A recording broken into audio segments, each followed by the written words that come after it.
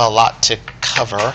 Let's go ahead and get started. Let's first go over the multiple choice portion of the exam. We'll just do some multiple choice. So don't forget, turn in your quiz on Friday and then take your test on Friday. And let's go ahead and get started. So this test will cover Chapter 11 and Chapter 12. Right? So Chapter 11 was talking about IMF, which stands for intermolecular forces. So we studied a couple of intermolecular forces. One was ionic.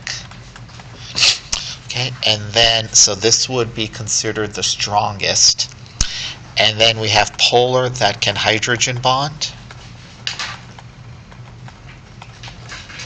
And then we have just plain polar. And then we have very weak dispersion forces. Okay, so on the order of strongest IMF to weakest IMF, it will go like this.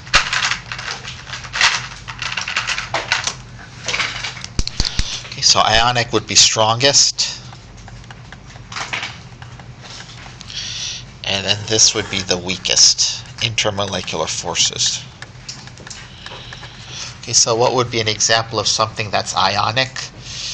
Maybe something like NaCl, KCl, KOH, anything that has a metal and a nonmetal, if you remember from Chem 1. What would be something that would have hydrogen bonding? So here you're going to look for OH, NH, or F. Okay, this can hydrogen bond with another nitrogen or oxygen. This can hydrogen bond with another nitrogen, oxygen. This can hydrogen bond with a hydrogen. So that's the second strongest. Plain old polar. Probably you're looking for something like the ethers, that functional group. Okay. Polar, anything that's asymmetric. What do I mean by asymmetric?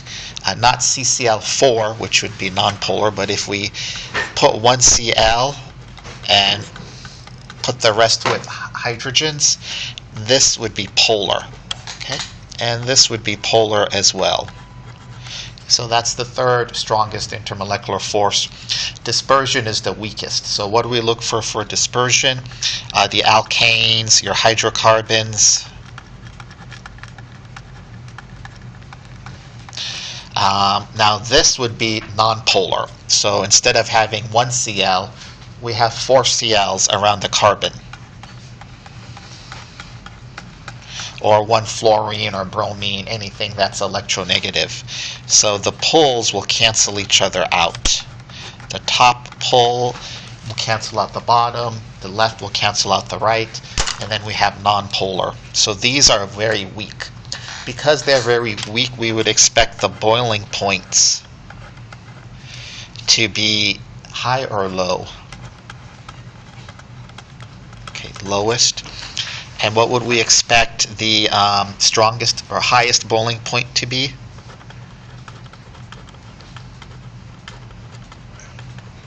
Okay, ionic. Then second, polar that can hydrogen bond. Then third would be just a plain polar molecule. So here the alkanes, you want to think of alkanes, you want to think of hydrocarbons, you want to think of anything that's nonpolar where the electronegativity poles cancel each other out.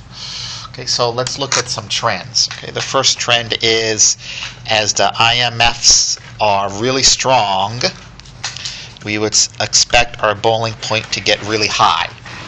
Think of water. Okay, water is an example of something that can hydrogen bond.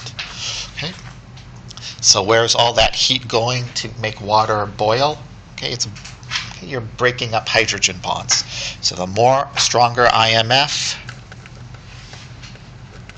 the larger the boiling point.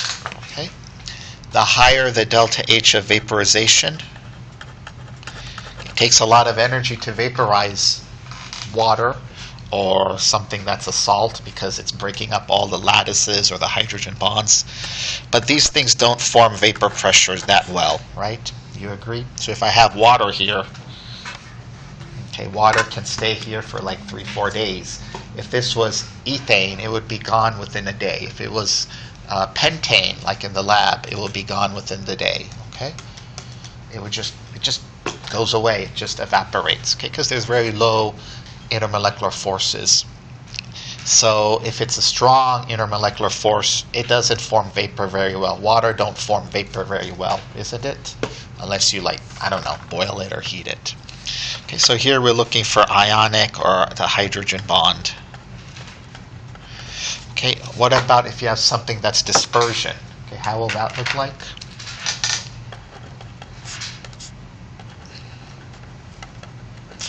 Okay, so we have a very weak force between one molecule and the other molecule.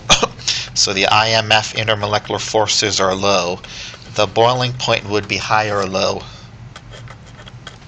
It doesn't take much to boil some substances that are alkanes or nonpolar.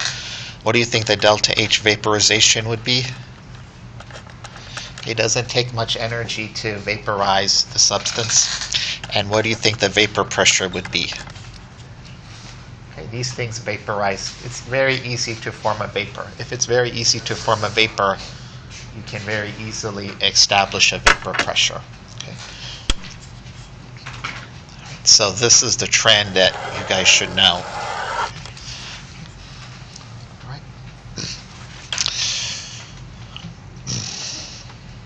So what would have the most dispersion forces? Something that has something like this, or something like this with more CHs. Okay, this is dispersion, this is dispersion. What would have more dispersion? Okay, what would it take more to separate these out or break them apart? One molecule to the next. They're attracted. Okay, what do we need to break them apart or separate that intermolecular force? All right, so this would have more dispersion forces, even though they're both dispersion.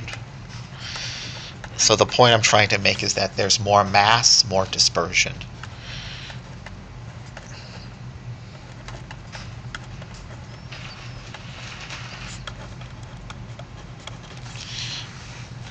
More mass, more dispersion forces.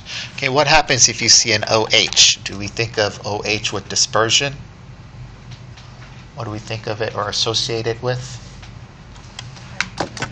Hydrogen bonds, okay? So would that have a high boiling point or a low boiling point?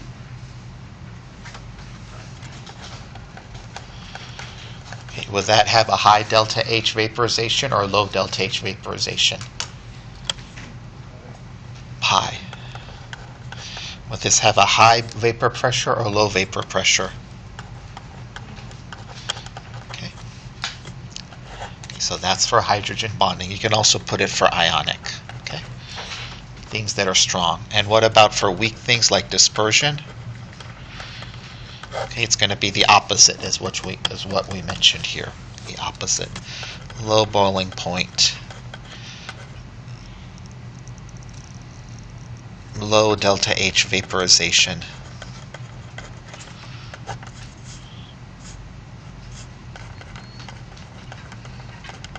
Okay, high vapor pressure.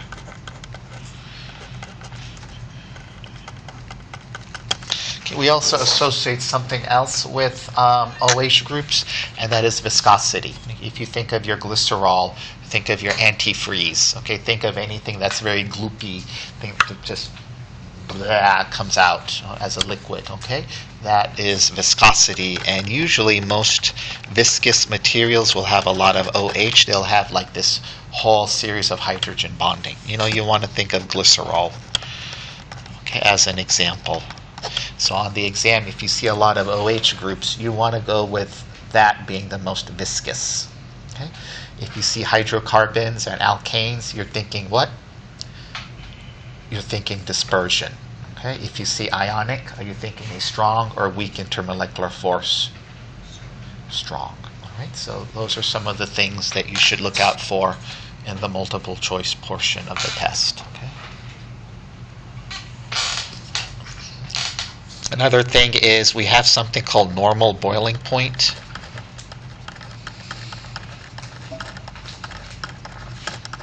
Okay, so this is just a trick, but don't be fooled by it. Okay, if you come across normal boiling point, normal freezing point, that just means the pressure is at 1 atmosphere.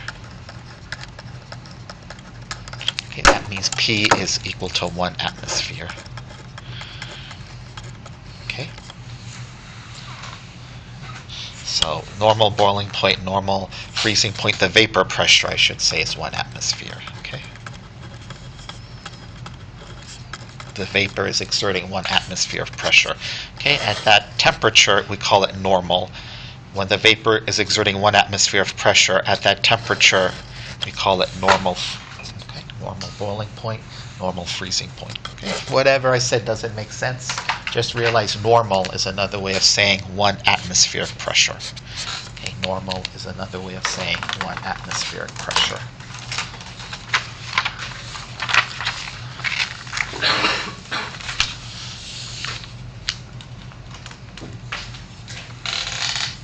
All right, do we know our colligative properties?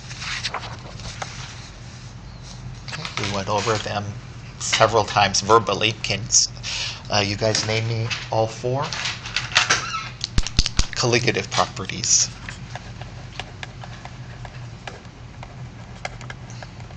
Okay, if you add a solute to a solvent and it goes in, we call that a solution.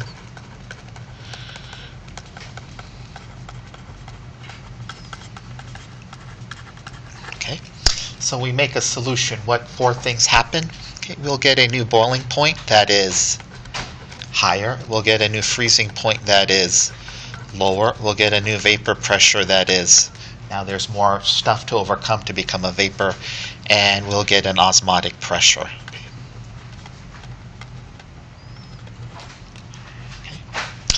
So these are called colligative properties. So I'll give you the equations. You do not have to memorize them. And I'll give you the constants. Okay. What is this one here?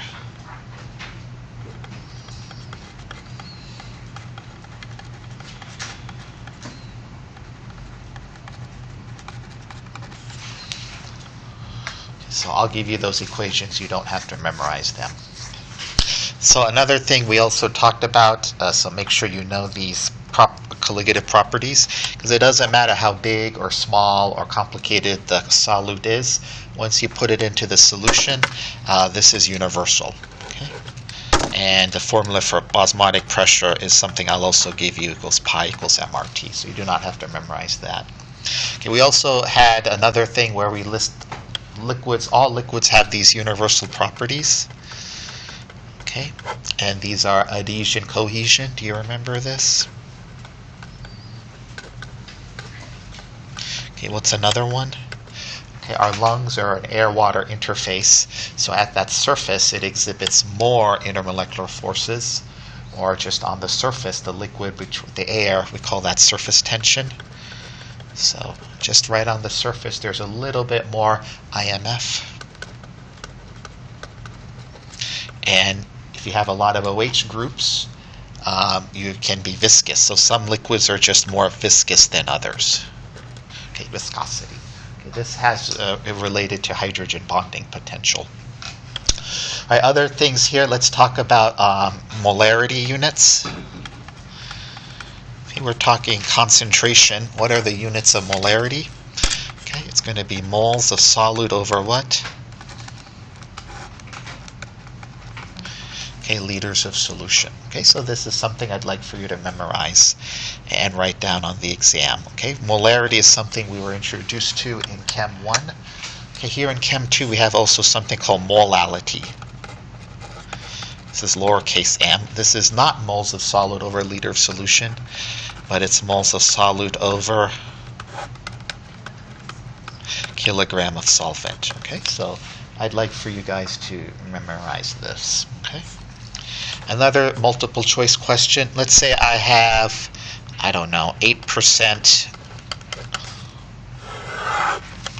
Let's say I have 8% glucose in water. 8% glucose in water by mass. Okay, key word here is by mass. Okay, what does this mean by mass?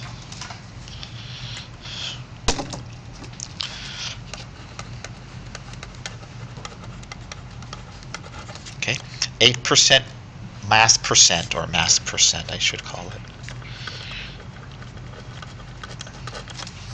8% mass percent of glucose. First of all, what is our solute? Okay, and 99% of the time, unless it's totally outside this world, or unless they tell you directly, explicitly in this problem, you can just assume the solvent will be water. Okay, so, but mass percent, what does it mean? Okay, it means we have 8 grams of glucose, or whatever our solute is, okay, over what? Okay, 8 grams of glucose, and how much water? How much can you get on this exam? You get 100, so how much water is there? Not 100, but 92 grams. Okay, that's a total of 100 of water.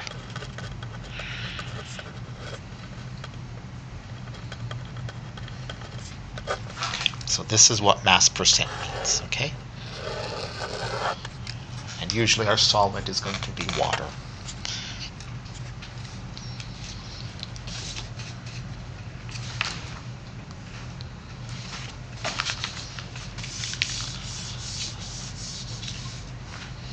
All right, let's do a computation problem here. Okay, so make sure you know what mass percent means. All right, I'll give you this equation on the exam. We'll just do a problem as an example. Okay, this is called the Clausius-Clapeyron equation, but I'll just call it CC. Okay, just to save us some time. Okay, it's a vapor pressure P1. Oh, okay, natural log of P1 over P2. That equals to the delta H vaporization, okay, divided by R, okay, and 1 over T2 minus 1 over T1. Okay, so I'll give you this equation. R will be given, and the delta H vaporization will be given. Okay. So let's say we have this ether here. Okay, let's say we have an ether.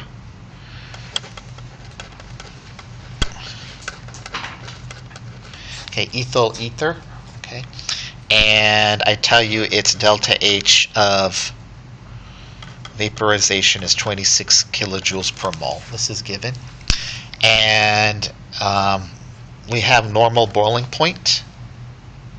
What does normal boiling point mean?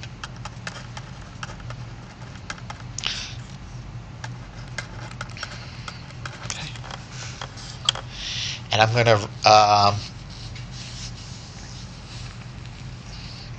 going to raise the temperature to, I don't know, 35 degrees. Okay. No, I'll raise it to 36 degrees. Okay, 36. Okay, raising the temperature up. Okay. So question is, what is my new pressure if I raise the temperature just a little bit, from 34.6 to 36. Okay, so I'm raising the temperature, the vapor pressure should go up. Okay, because when you raise the temperature, more vapor happens. The molecules have more kinetic energy. So the first thing we want to do is, on the exam, you just plug everything in and turn it out, chug it out. So P1 will be 1 atmosphere. We won't put any units inside the natural log. P2 is what we're trying to solve for. Okay. Delta H vaporization. Don't forget to multiply this by 1,000. Okay, just to get the units to cancel out with R. I'll give you R. Okay, 8.314 joules over a mole Kelvin. Okay, I'll give you R. You don't memorize that.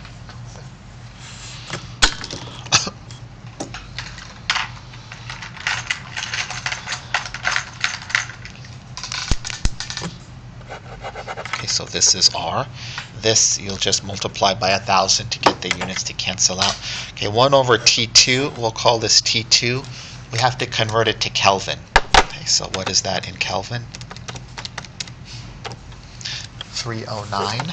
So 1 over 309 minus T1. And that's, what's 34.6?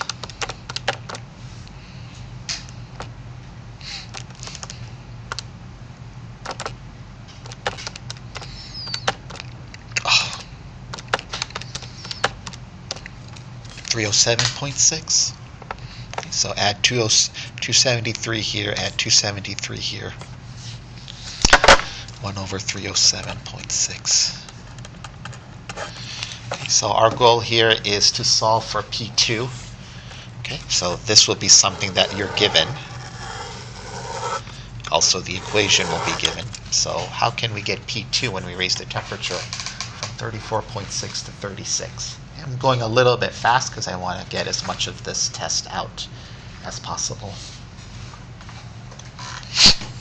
All right, so first thing is we're going to do 1 over 309 minus 1 over 307.6.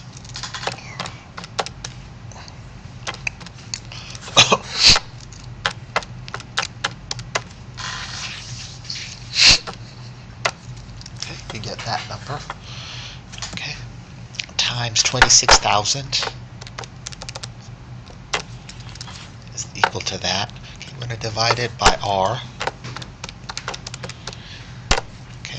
So this is what you want to write down. Natural log 1 over P2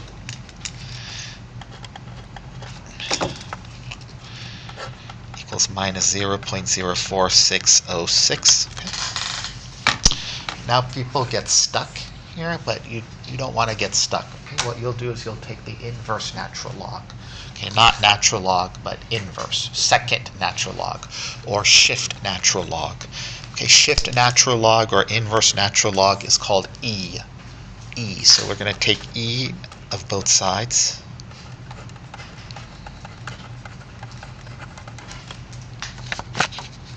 Take E of both sides of the equation. So E to the power of natural log 1 over P2 equals E to the power of minus 0.04606. E to the power of natural log 1 over P2 is just 1 over P2.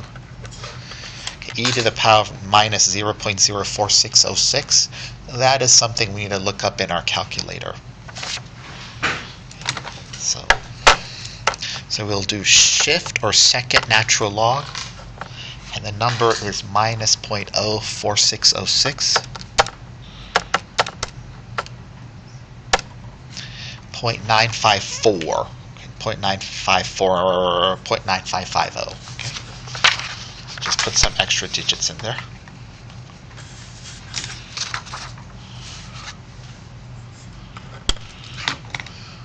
.9550.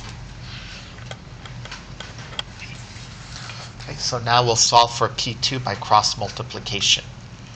Okay, and that will give us the answer. Don't forget to put the units. So P2 is 1 over 0.9550. And what did you guys get when you do that? 1.05 or so atmospheres. Don't forget the units.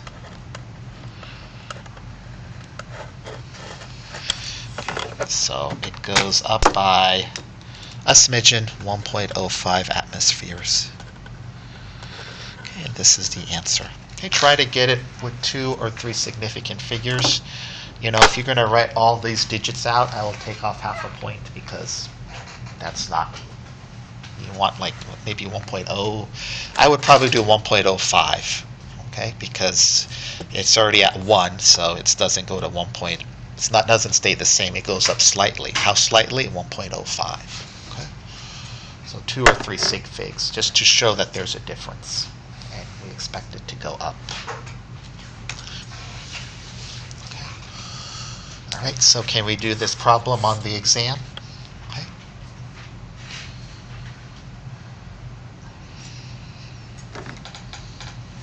Alright, so that's a computation problem. Okay, let's do another computation problem. We'll do the new boiling point and the new freezing point. Okay, new boiling point and new freezing point.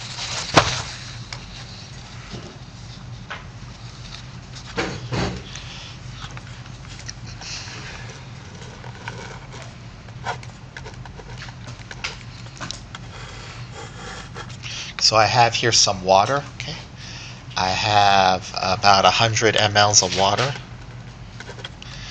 And here, to that 100 mLs of water, okay, I will add 10 grams of glucose.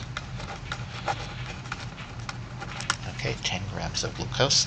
The formula of glucose is C6H12O6. Okay.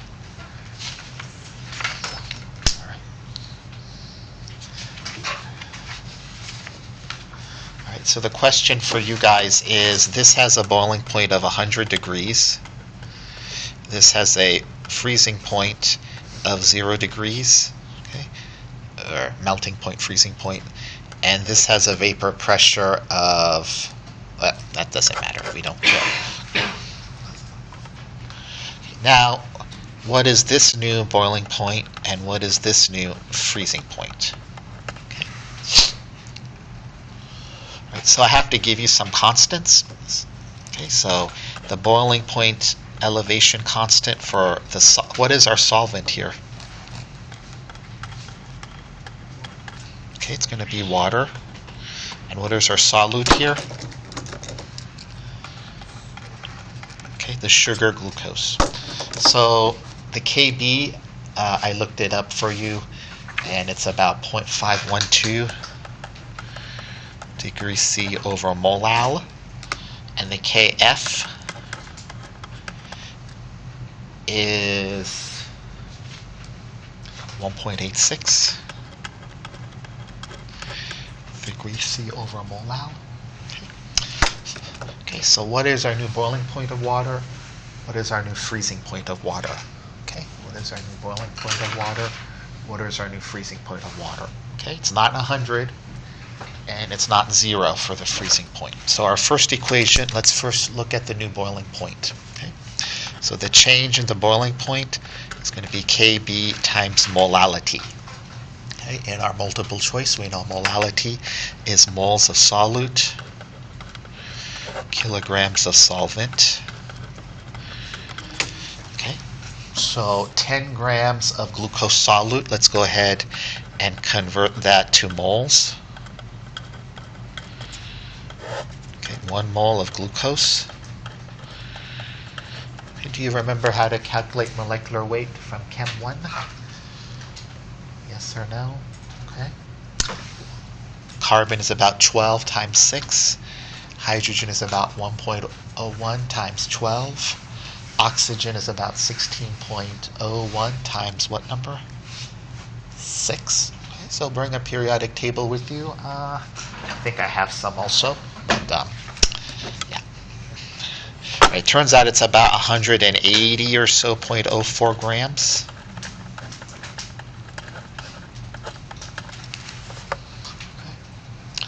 Okay. So we have 10 grams divided by 180.04, looking about 0.0555 moles. I'll just carry some extra digits with me.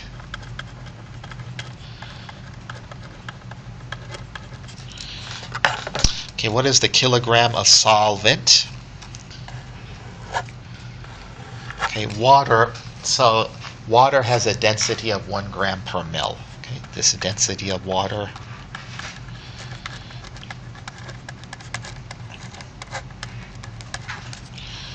is 1 gram per mil. All right, so we have 100 ml times 1 gram per mil. Okay, is 100 grams of water. Okay, but right, density is 1. I'll give you this, but it's just good back of the mind calculation. 1 gram per mil is the density of water. So 100 mils, 100 grams of water, but we want it in kilograms. Correct? So we'll move the decimal place 3 to the left and give us 0.100 kilograms of water. Okay. So this is our kilograms of solvent. So our moles of solute is 0.0555 moles. Our kilograms of solvent is 0.100 kilograms. Okay, what do you guys get when you do that? 0.555. 0.555 lowercase m. Okay, lowercase m.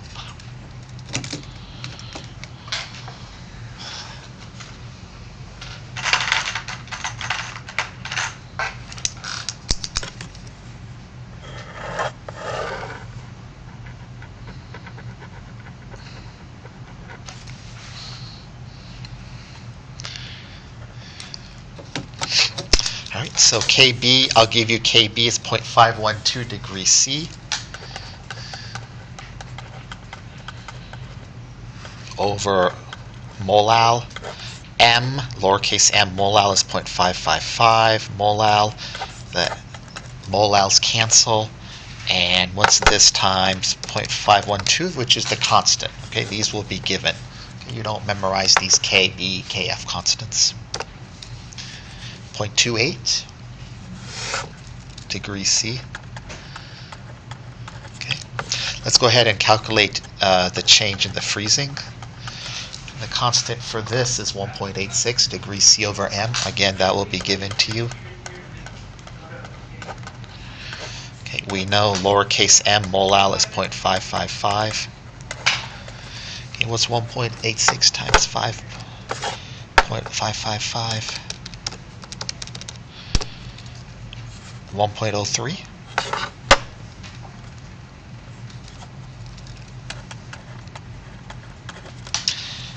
Alright, so this is not the answer I want you to put on the test. What is our answer? What is our new boiling point? Is it 0.28? Okay.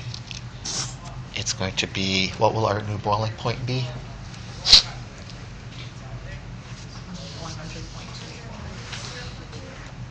Do you subtract or add? Add is correct, yeah. So 100 plus 0.28 is 100.28 degrees C. Okay, what's our new freezing point? Does it go up by 1.03 or go down by 1.03? Freezing point depression, it goes down, okay? So minus, so 0 minus 1.03 degrees.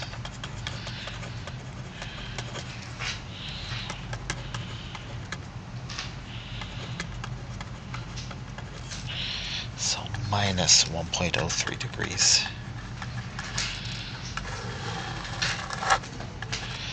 So this is our answer.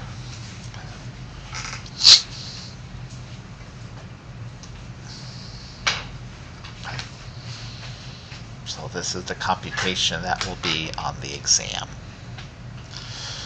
All right, let's do one more computation. Okay, this involves calculating molality. So we have that Clausius-Clapeyron equation, or CC equation. Okay, we have another two more to go.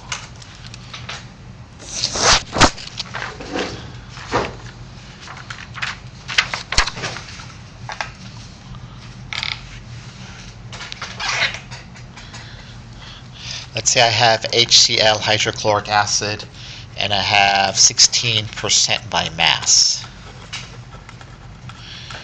Okay, 16% by mass. And the density of HCl, okay, this is density, is, so you don't memorize these things, so that's something you'll be given, grams per mil. Okay, and question is, what is the molality?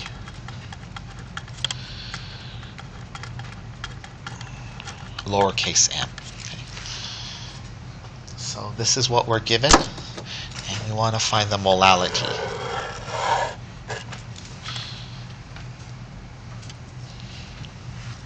Okay, we know molality is moles of solute over kilograms of solvent.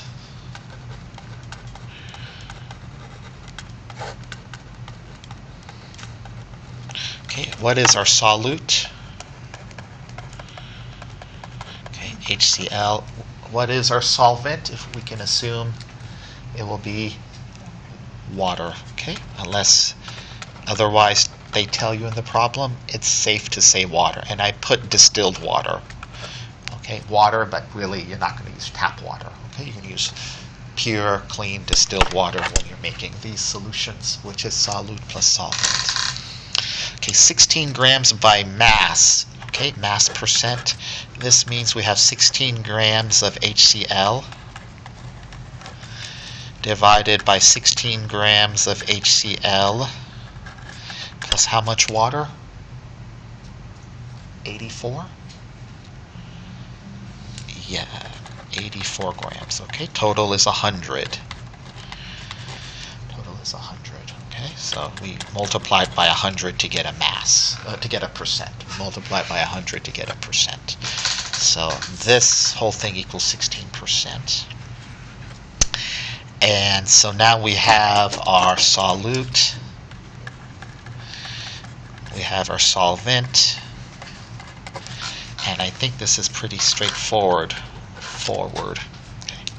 So 16 grams of HCl. Let's go ahead and convert that to moles. Okay, 1 mole of HCl is going to be about 36.45, I think, grams. Okay.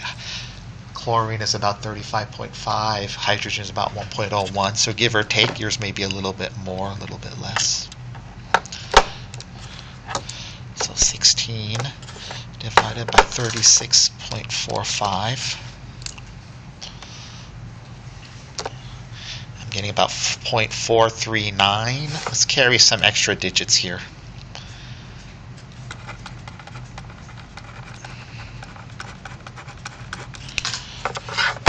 That's going to go here.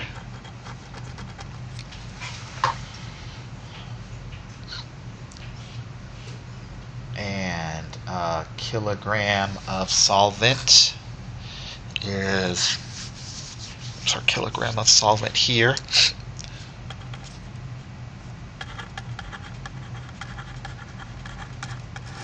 Kilogram of solvent, 0.084.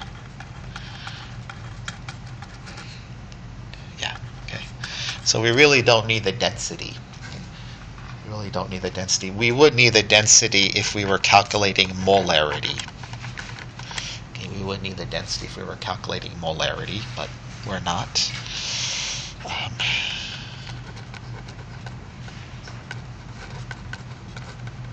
Okay, but we're calculating molality.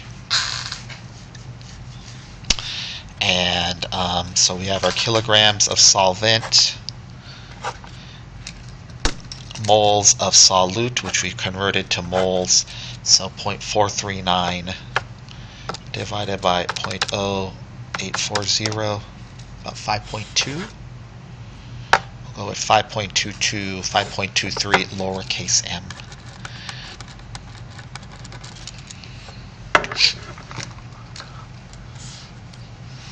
So this is what I'm getting. Okay.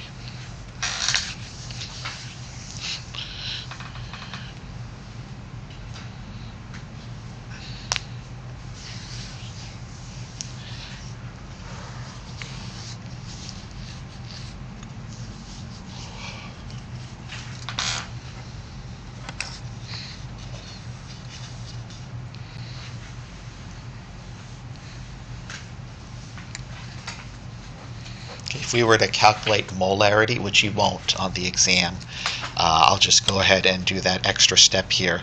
It's going to be 100 mils, 100 grams from 16% to calculate molarity. Okay, we'll use our density, 1.18 grams per mil, and then 1,000 milliliters is 1 liter. So 100 divided by 1.18 times 1,000.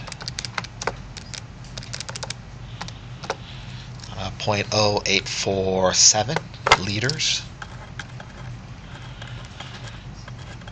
Okay, this is if we were calculating molarity. Okay. 100 grams of solution.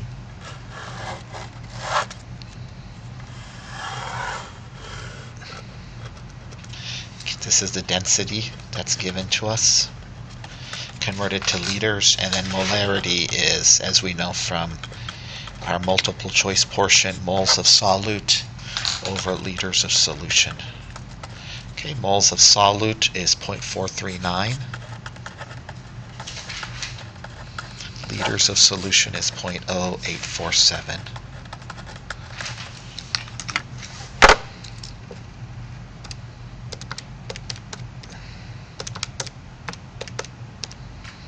About 5 point, it's about the same thing, 5.18 molar. Okay, 5.18 molar.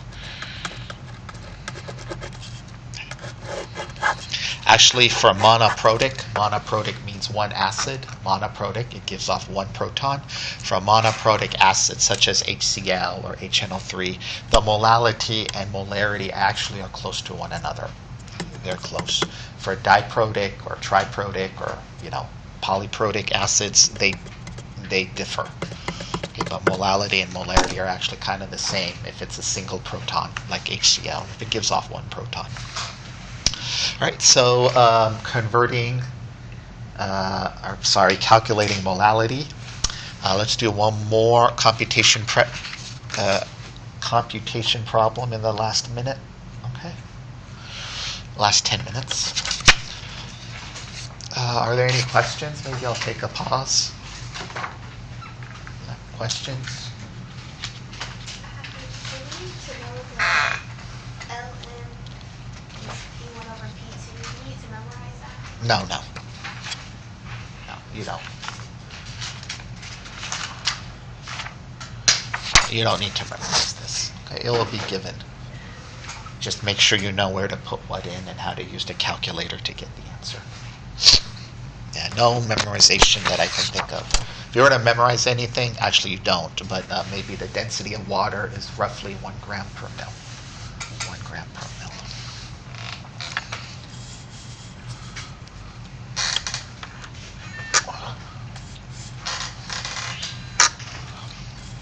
All right, so one of the colligative properties is the vapor pressure goes down. Okay, the equation that summarizes that is this. The new vapor pressure of the solution will be the mole fraction of the solvent, okay, times solvent neat. Solvent neat means solvent by itself, totally untouched by anything. Okay, not one piece of solute is there. Okay, so let's say we have, let's go back to our glucose example one more time. Okay, let's say we have water. Let's say we have, 55 grams of water. Okay, we'll use distilled water. Okay, and the vapor pressure at 25 degrees. Okay, vapor pressure at 25 degrees of this water is 23.76 millimeters of mercury. Okay, that's given. Okay. Okay, let's say I add to this water, that's 55 grams of water. Okay, let's say I add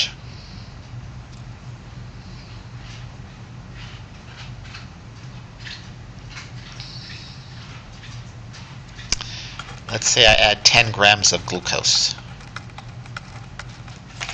10 grams of glucose, okay.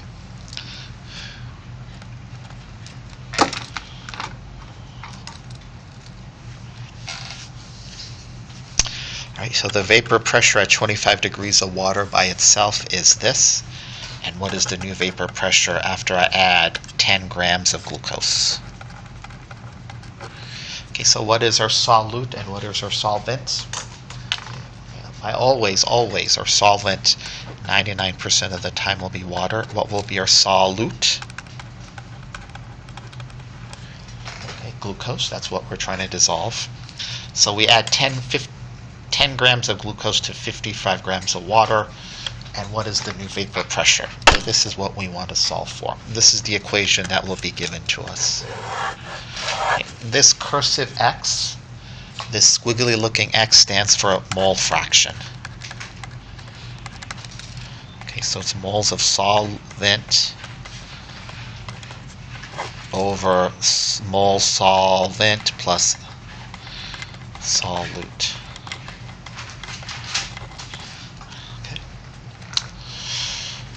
Let's say I don't give you 55 grams. Let's say I give you 55 mils. Okay, how many grams would that be?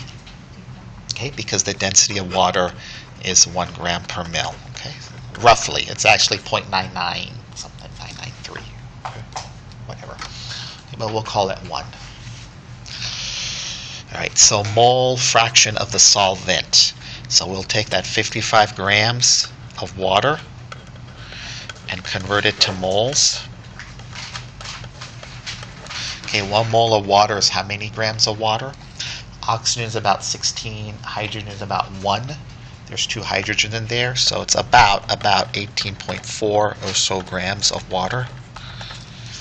So 55 divided by 18.04, about 3.049. Let's put some extra digits in there.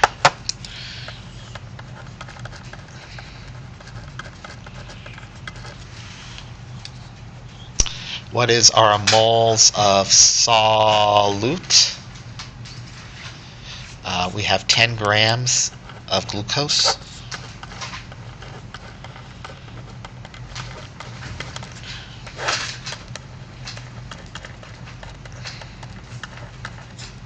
This is about 180.04 grams, something like that. These are very rough numbers, but your periodic table will give you better numbers.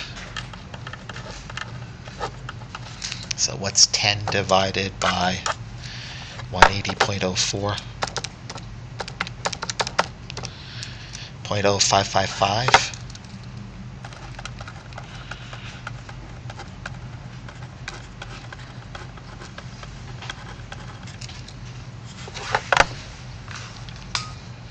Okay, our solvent moles, our solute moles. And let's calculate the percentage of the solvent.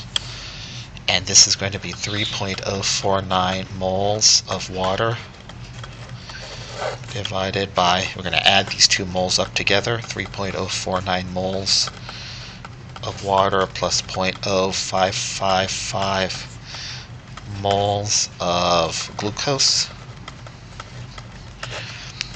Okay, that's the mole fraction. And what do we need to multiply this by? Okay, the solvent vapor pressure by itself. So this is that fraction. This is given to us as 23.76.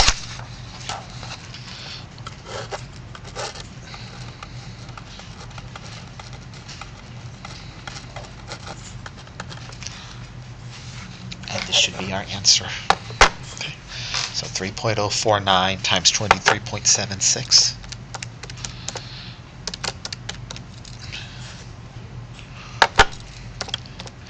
Okay, we'll add the 2 moles together, solvent moles, solute moles plus solvent moles.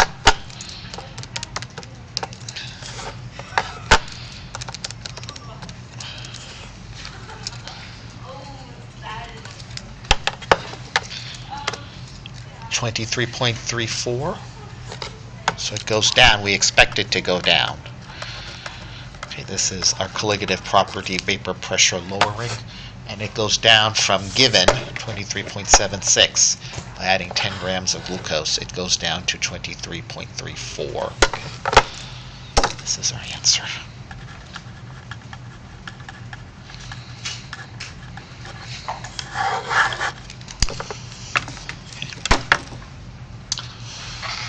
All right, so there's an osmotic pressure problem for extra credit. I'm not going to go over it because it's not for credit. And then there is a heating curve problem for extra credit.